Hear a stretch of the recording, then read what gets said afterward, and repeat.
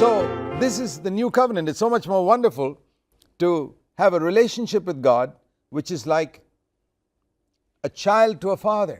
కాబట్టి క్రొత్త నిబంధన ఎంతో అద్భుతమైంది. దేవునితో మనకుండే సంబంధం ఎలా ఉంటుందంటే ఒక చిన్న పిల్లవాడు తండ్రితో ఎలాంటి సంబంధం కలిగి ఉంటాడో అలా ఉంటుంది.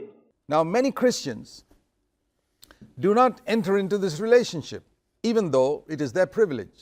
అనేక మంది క్రైస్తవులు వారు ఇటువంటి ఆధిక్యత కలిగి ఉన్నా కానీ ఇలాంటి సంబంధంలోనికి ప్రవేశించరు.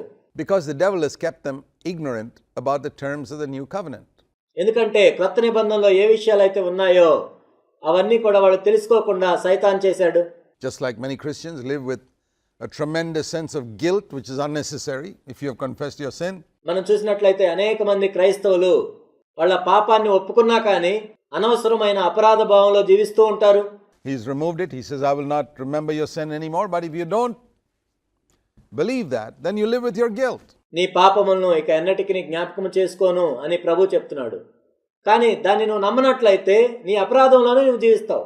In the same way, the second condition of the new covenant is also something which many Christians don't seem to live in. క్రొత్త నిబంధనలో రెండో విషయాన్ని కూడా మనం చూసినట్లయితే అనేక మంది క్రైస్తవులు దానిలో జీవించరు. Because when they want to find the will of God, many Christians even today, ఎందుకంటే వాళ్ళు దేవుని చిత్తాన్ని కనుక్కోవాలి అనుకున్నప్పుడు ఈనాడు కూడా మనం చూసినట్లయితే when they want to find God's will, they feel, oh well, I can't find God's will. I'm just a little babe in Christ.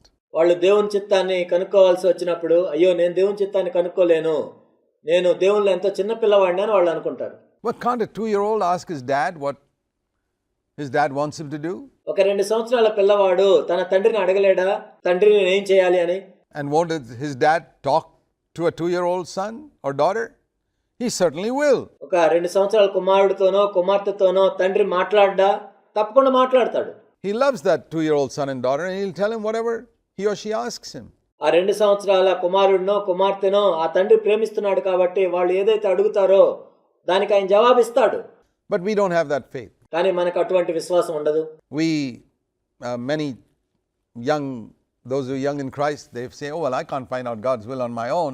క్రీస్తులో యవనస్తులుగా ఉన్నవాళ్ళు ఏమంటారంటే నేను దేవుని చిత్తాన్ని నా సొంతగానే కనుక్కోలేను.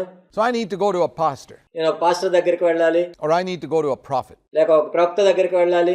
And he will find out God's will and tell me. దేవుని చిత్తాన్ని ఆయన కనుక్కొని నాకు చెప్తాడు. This is going back to the old agreement. ఇది ఎలా ఉంటుందంటే మరలా పాత ఒప్పందానికి వెళ్తున్నట్లుగా ఉంటుంది. And it will seriously handicap దీన్ని చూసినట్లయితే ఇది ఎంతో నిజమైన వైకల్యం. you in your Christian life. This is the reason you don't grow. నీ క్రైస్తవ జీవితంలో ఇది ఎంతో నిజమైన వైకల్యం. అందుకే నువ్వు ఎదగట్లేదు. You're supposed to go to God directly. The Bible says in 1 Timothy chapter 2 verse 4 and 5. నిజానికి నువ్వు దేవుని దగ్గరికి నేరుగా వెళ్ళాలి. 1 తిమోతి 2:4-5 వచనాల్లో ఈ విధంగా చెప్పబడింది. There is only one mediator between God and men. దేవునికి నరునికి మధ్యవర్తి ఒక్కడే. And that is the Lord Jesus Christ. ఆయన యేసు క్రీస్తు ప్రభు. To go to Jesus Christ, you can go directly through him to the Father. యేసు క్రీస్తు ప్రభు దగ్గరికి వెళ్ళటానికి నువ్వు నేరుగా వెళ్ళొచ్చు. ఆయన ద్వారా తండ్రి దగ్గరికి వెళ్ళొచ్చు. Jesus Christ doesn't have any secretaries. యేసు క్రీస్తు ప్రభు వారు ఎటువంటి సెక్రటరీని కలిగి లేడు. You never see anyone anywhere in the Bible that somebody had to go to a secretary and then meet Jesus Christ. బైబిల్లో ఎక్కడా మనం చూడము మొట్టమొదట యేసు క్రీస్తు ప్రభు యొక్క సెక్రటరీని కలిసి ఆ తర్వాత ఆయన దగ్గరికి వెళ్ళినట్లుగా. He was the most important person on earth at that time.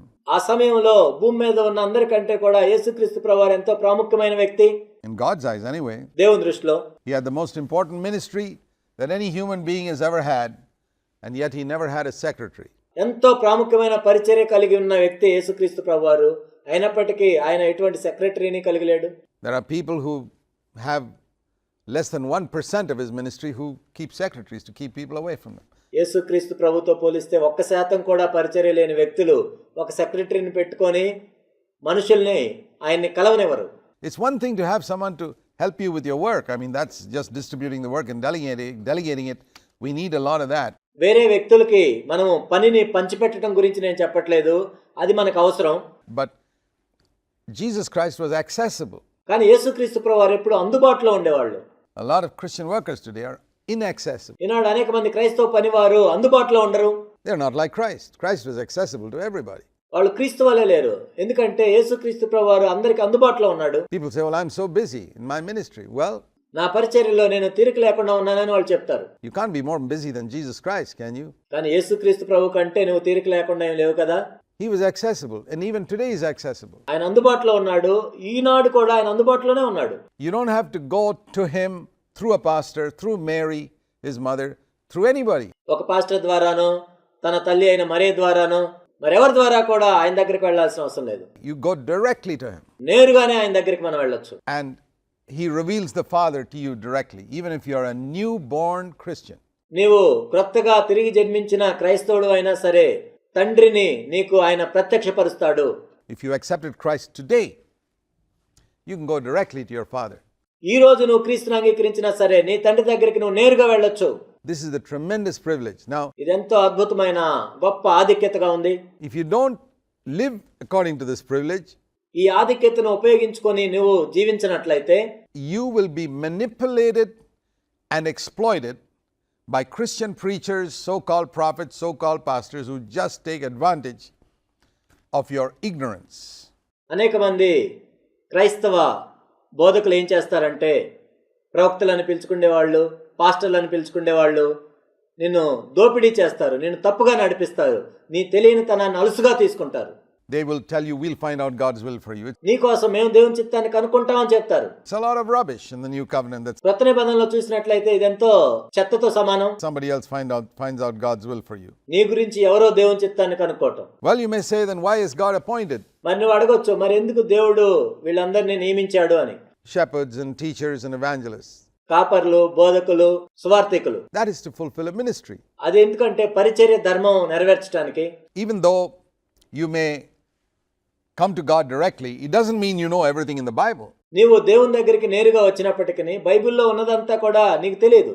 God appoints teachers దేవుడు బోధకుల్ని నియమించాడు to teach us what is in the Bible. బైబిల్లో ఏముందో బోధించడానికి. So, that is true. అది నిజమే. Till the end of the church age, there will be teachers, ఈ సంఘకాలము అంతమయ్యే వరకు కూడా బోధకులు ఉంటారు, there will be evangelists, సువార్థికులు ఉంటారు, there will be shepherds to care for the little ones. కాపర్లు ఉంటారు చిన్నవారిని చూసుకోవటానికి. But everyone can access God directly through Jesus Christ. కానీ యేసుక్రీస్తు ప్రభు ద్వారా ప్రతి ఒక్కరూ కూడా దేవుని దగ్గరికి వెళ్ళొచ్చు. So that's what it says here. అదే ఇక్కడ చెప్పబడింది.